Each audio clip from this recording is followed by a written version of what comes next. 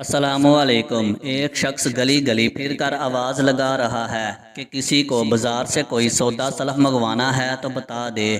کبھی کہیں اور کبھی کسی گلی میں کسی گھر کا دروازہ کھلتا ہے اور دروازے کی اوڑ میں کھڑی خاتون اپنی ضروریات بیان کرتی ہیں۔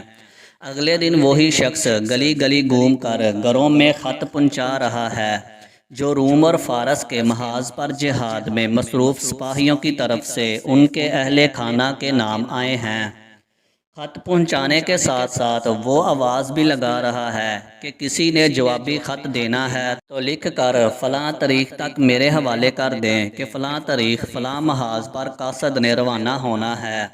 آواز لگانے والا ساتھ یہ بھی آواز لگاتا ہے کہ لکھنے کا سامان کسی کے پاس نہیں ہے تو مجھ سے لے لے، اور اگر کسی کو لکھنا نہیں آتا تو مجھ سے لکھوا لے۔ ایک دو گھروں کے دروازے پر یہ منظر بھی دیکھا کہ وہ شخص دروازے کی چوکھٹ پر بیٹھا ہے اور دروازے کی اوڑ سے کوئی خاتون جوابی خط کا مضمون بیان کر رہی ہیں اور یہ لکھتا جاتا ہے۔ اجنبی زمینوں پر اس وقت کے فرعونوں کو ناکو چنے چبانے پر مجبور کرنے والے مجاہدین کے گھروں میں روزمرہ ضروریات کے مطابق سودا سلف پہنچانے والا، ان مجاہدین کے گھروں پر ڈاک پہنچانے اور ڈاک کا جواب محاذوں کی طرف روانہ کرنے والا یہ شخص امیر المؤمنین حضرت عمر بن خطاب رضی اللہ تعالی عنہ تھے۔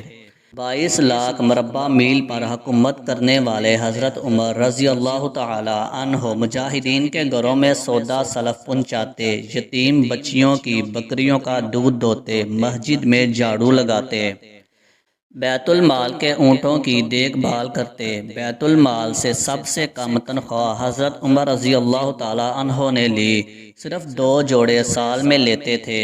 راوی لکھتا ہے ان میں بھی 17 پیوند لگے ہوتے تھے۔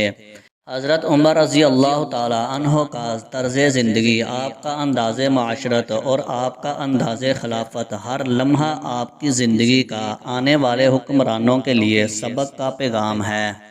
ویڈیو اچھی لگی ہو تو ویڈیو کو لائک کریں، شیئر کریں اور مزید اچھی ویڈیو دیکھنے کے لیے میرے چینل کو سبسکرائب کریں۔